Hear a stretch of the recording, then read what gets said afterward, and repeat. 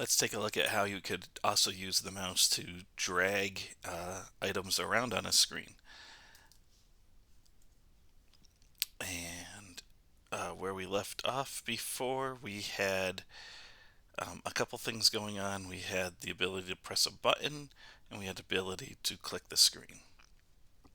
If we're going to add a mouse drag handler, well, it's very similar to this down here.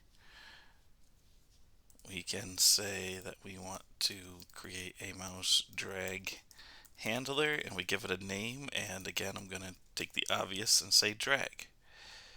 Up here in my click function, which is my mouse click handler, I had been printing some information to over here to the output just so I could show how it worked, but I don't really need that anymore, so I'm just going to delete that, which means the only thing we do in click is say, let's take a look at the global value coordinates and set our coordinates equal to the mouse position. Remembering that mouse position is a tuple of two numbers, an x and a y, basically in an xy coordinate pair. So this drag is really just almost the exact same thing.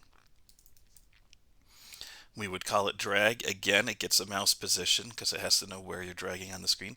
The only thing that's different is basically the drag handler detects automatically if the person is clicking down and then moving their mouse rather than just clicking without moving their mouse. And so it just automatically detects, oh, this is a drag situation. So what do we want to do? Again, you could think of probably a million things that you could do when you drag uh, your mouse across the screen and what you want it to do, but let me just show you.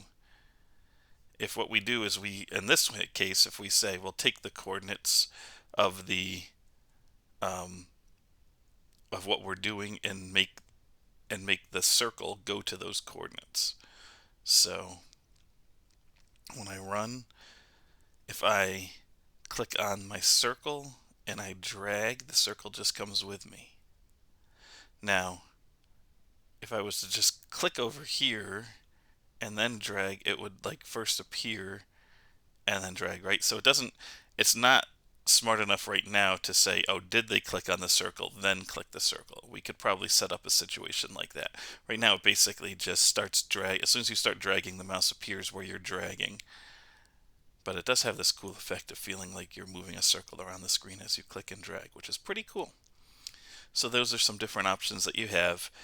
Drag usually works pretty easily, except again, you might have to set up a situation where you kind of have an if statement where it's like, if I first click on something, then something would become true, which would then allow me to drag it. So you kind of use these two in conjunction with each other to create more complicated situations.